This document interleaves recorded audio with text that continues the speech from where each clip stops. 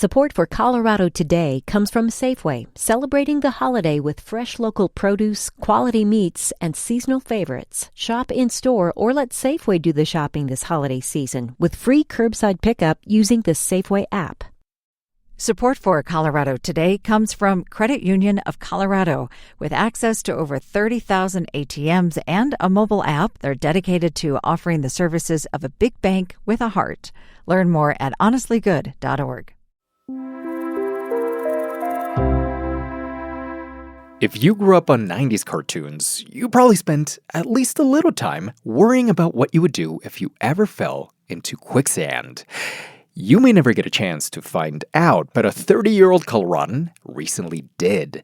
Austin Dirks was backpacking off-trail in Utah's Arches National Park last week when his legs suddenly sank into quicksand beneath a shallow stream. Dirk described it as being stuck in freezing concrete. After trying to free himself for over 30 minutes, he called for help using a satellite phone. Rescue crews eventually got him out, and he was able to drive himself home.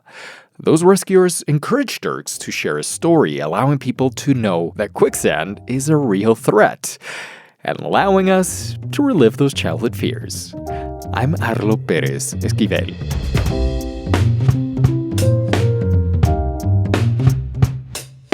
Coming up, what exactly is the beef with beef? You're going to say that on national television on the one payday that ranchers get a year. Colorado cattle ranchers are reeling from a recent White House trade policy. Then, where are recycled cans and glass bottles actually going? I just sort of assumed that if it was contaminated, it all just gets thrown away and it's all just a big shot in the dark. We take you on a field trip to find out. Plus, you'll get some gift ideas for the readers in your life, including you, to curl up with this holiday season. It's kind of unique. I had never read anything like it. It's Thursday, December 11th. Here's the news in Colorado today.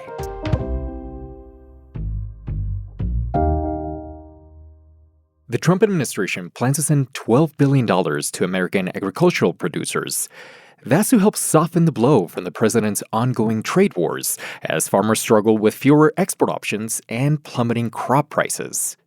But ranchers are also reeling from Trump's on-again, off-again tariffs, and they won't be seeing a check from the federal aid package. There is no incentive to stay in this industry or start in this industry because you can't buy the ground. If you buy the ground, it won't pencil. Chad Sanger said it's getting harder to make things work in his small family-owned cattle ranch in Greeley. And he spoke with KUNC's Lucas Brady Woods about how Trump's policies are adding to that squeeze. Lucas, what did Sanger tell you about how things are getting more difficult for his operation? Well, let's start with the things that aren't a result of White House decisions. First and foremost, the U.S. cattle population is at a record low. There haven't been this few cattle since 1951. A lot of that has to do with drought conditions in the West. A string of extraordinarily dry years has forced ranchers to either reduce or even give up their herds altogether. And as for the ranchers who have been able to keep going, a smaller supply has caused beef prices to skyrocket. Beef prices are actually up about 15% compared to just last year. Something that I and many of our listeners probably noticed at the grocery store. Here's something I'm confused about. And honestly, maybe it's because I was awful in my college economics class. But shouldn't less competition and higher prices be good for the ranchers who are still in business? So it seems like it should work that way, but costs to bring cattle to market have also shot up. They've actually had to feed their cattle for longer and grow them bigger to account for that lack of supply, and that takes more money and more resources. Sanger also said the high cattle prices make it harder on the rest of the beef supply chain. So cattle ranchers were already in a tough position, and then the White House decisions have made things more difficult? Exactly. So back in October, President Trump announced that in order to bring down prices in the grocery store, the U.S. was going to quadruple the amount of beef it imports from Argentina. And it wasn't just that policy that made ranchers mad. It was the timing. Here's Sanger again. Why the producers and ranchers were so upset about that is you're going to say that on national television on the one payday that ranchers get a year. That's it. What he means there is that the fall is when local ranchers sell their cattle. For these ranchers, they take their calf crop to market and they get one check for the entire year. That's Erin Spohr, who works at the Colorado Cattlemen's Association. And we're seeing it just kind of a shockwave through the market system. It's really bad timing. Spohr said the price of a calf dropped hundreds of dollars in the days after Trump's announcement. So cattle ranchers like Sanger lost a lot of money. Yep, and politicians in ag states really noticed. Trump took a lot of heat from Colorado Congress members on both sides of the aisle. That includes Republican Jeff Hurd, who said he was encouraging the White House Secretary of Agriculture to, quote, evaluate this carefully. And so has there been any sign that the White House might reverse course? On the imports from Argentina, I don't think so. The Trump administration says the U.S. needs this additional supply while the U.S. Department of Agriculture, or USDA, rolls out a new plan to grow domestic cattle herds. And at the same time, they're also trying to put the blame for high beef prices on meat packers. Meat packers? I apologize for this in advance, but what's their beef? Well, so last month, the DOJ launched an investigation into the nation's largest meatpacking companies for potential collusion and price fixing. That includes JBS, a Brazilian company with headquarters in Greeley.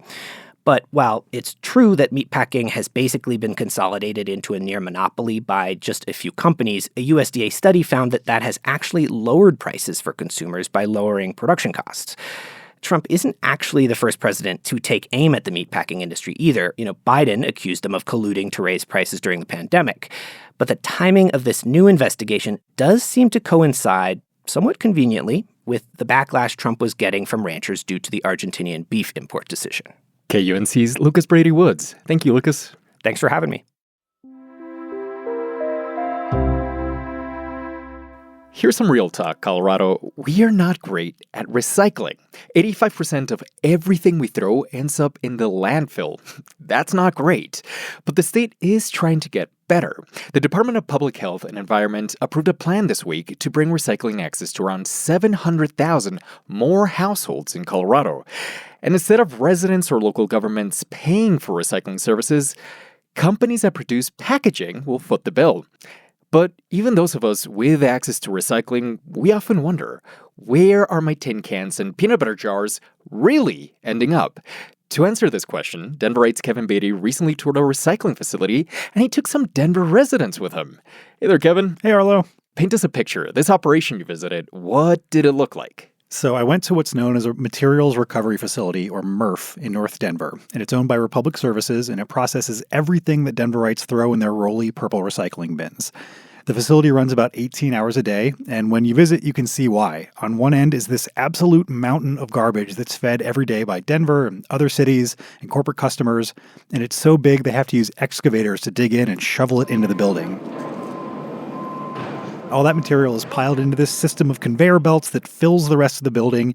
AI-powered robots pick out some plastic along the way. They use electromagnets to filter out aluminum cans and other metal. And then further downstream, humans take over the work, sorting materials by hand.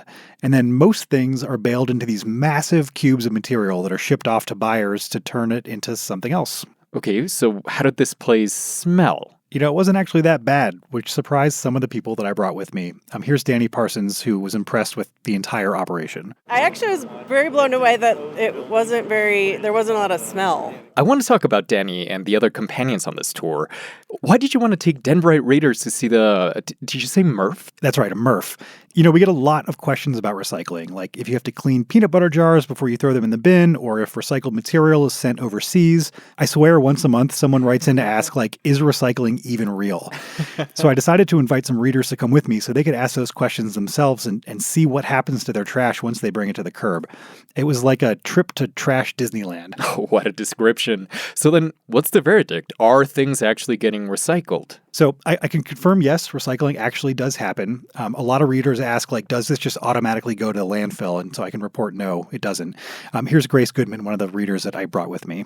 I just sort of assumed that if it was contaminated, it all just gets thrown away, and it's all just a big shot in the dark if anything you recycled actually gets recycled. And so this just feels so warm and fuzzy to see that it's actually happening, and it's happening enthusiastically. People are trying to make it better. It's not just a black box of trash.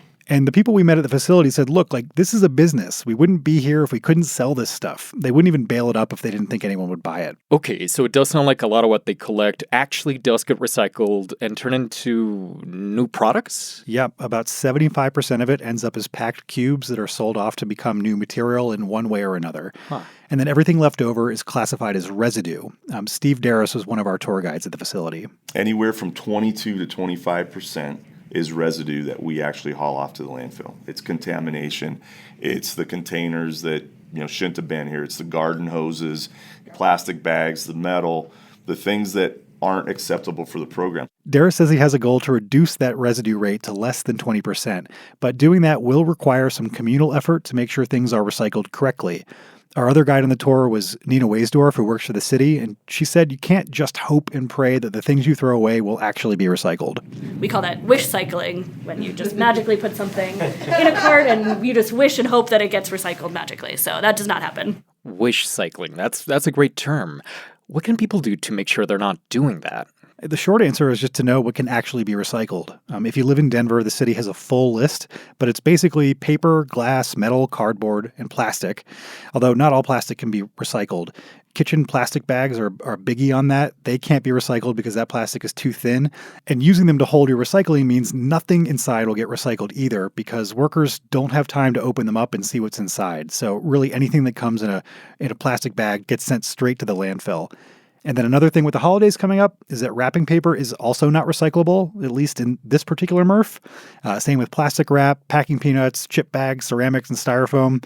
But, every facility is different, so you should check what's accepted at the one serving your community. And then one more thing that gets overlooked, please wash your recyclables. Here's Mark Petrovich, Regional Manager for Republic Services, talking about that. We don't expect people to scrub their recyclables, but if you have a ketchup bottle, rinse it clean and put it in your tote, because it can contaminate an entire load. Denverite's Kevin Beatty. Thank you. Thanks for having me.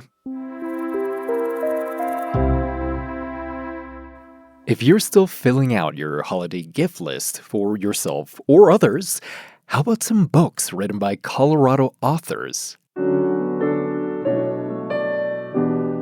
We have some suggestions for good books to curl up by the fireplace. These come from Jean Alger, one of the member owners of Narrow Gauge Bookstore in downtown Alamosa. This holiday season, one of her top recommendations is a book called Playing with Wildfire. In some ways, it feels like a short story collection more than a novel because you get so many different characters, so many different perspectives. The book is about Colorado's largest wildfire, the Cameron Peak Fire, during the lockdowns of the COVID-19 pandemic. The author is Laura Pritchett. I live right on what was the perimeter. It was such a terrible summer. She told Colorado Matters that she wrote the novel in part to process her own feelings from that stressful time. One of the big things it did for me was help me to understand what others were going through on the mountain, including the non-human, the moose and the raven and the bears, the trees, the aspen trees, they all were experiencing the wildfire as well. And they have little small tidbits in the novel. If poetry is on your holiday wish list, check out Bitter Creek by Tiao Lim Go. It's kind of unique. I had never read anything like it. Alger says it's a gorgeous epic poem based on historical research about the Rock Creek massacre of Chinese laborers in Wyoming. And the massacre is what happened when the miners were protesting bringing in Chinese workers, and uses perspectives from the railroad workers, perspectives from the mine workers.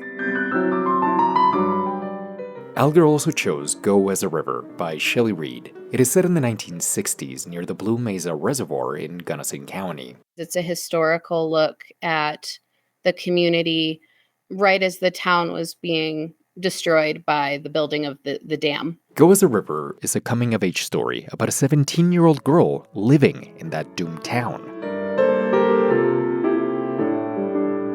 Speaking of teens, if you have any on your gift list or just appreciate a good young adult novel yourself, Alger recommends Resball by Byron Graves. I got to hear Byron Graves read the first chapter, and everybody in the audience was just crying over it right away. She says it's a moving story about a basketball team on a reservation playing in memory of their lost teammate. Just really gets into the importance of basketball on the reservation, the importance of sports, just like it might be in any other rural community, but there's the added element of cultural pride because they experience racism from the teams from the all-white schools, and they're not expected to be as good. And it's just a really beautifully written book.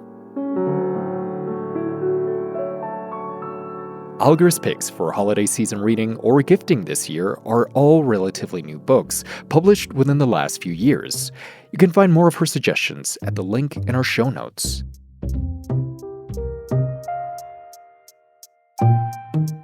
Reporting for today's show came from CPR's Andrew Dukakis and Caitlin Kim. Oh, and thank you to all who donated to us yesterday. You raised more than $250,000 for Colorado Public Radio, and in total, more than 100,000 people raised $50 million for nonprofits on Colorado Gives Day. I'm Arlo Perez Esquivel. This is CPR News.